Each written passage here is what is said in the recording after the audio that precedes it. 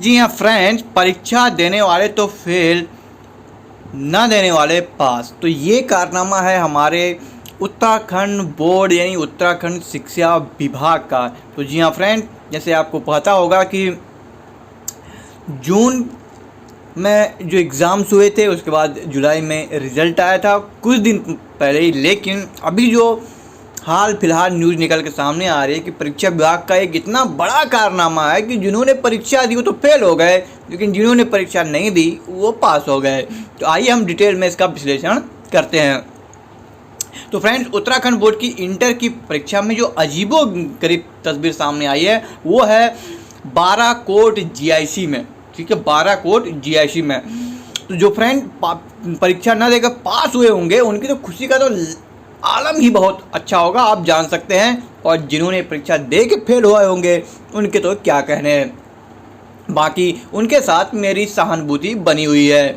तो जीव विज्ञान के विषय में परीक्षा देने वाले जो विद्यार्थी थे वो तो फेल हो गए, मगर जिन्होंने इस पेपर में हिस्सा नहीं लिया था वो पास हो गए।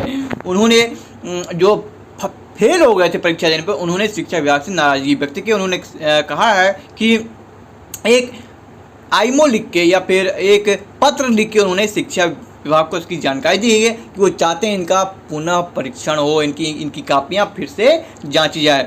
कोविड की वजह से जैसे आपको पता है कि पेपर जून में हुए थे, हालांकि उत्तराखंड बोर्ड 2.0 स्टार्ट हुआ था, हालांकि नहीं होना चाहिए था लेकिन हुआ था। इसको लेकर बाराकोट जीआईसी में इंटर जीव विज्ञान के पेपर में कुल 19 छात्र छात्राओं में 12 ने पेपर दिया, जबकि 7 गैर हाजिर रहे।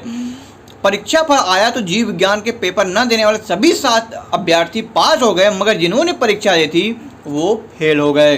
तो जो सभी 12 अभ्यर्थी जिन्होंने परीक्षा दी थी वो तो फेल हो गए, लेकिन खास बात यही रही कि कोविड के कारण आपको पता होगा कि बहुत से पेपर जो छूट गए थे या जिन्होंने कंटेनमेंट जोन में परीक्षा दी थी, परीक्षार्थी थे कंटेनमेंट जोन में, उनको एग्ज़ाम में प्रमोट कर दिया गया था। लेकिन अब ये यहाँ पर ये समझ में नहीं आती है, जब 19 में से 12 छात्रों ने एग्ज़ाम दिया था तो वो कंटेनमेंट जोन में नहीं थे फिर भी परीक्षा दी थी, जो जिन्होंने 7 ने नहीं दी थी वो पास कैसे हो गए?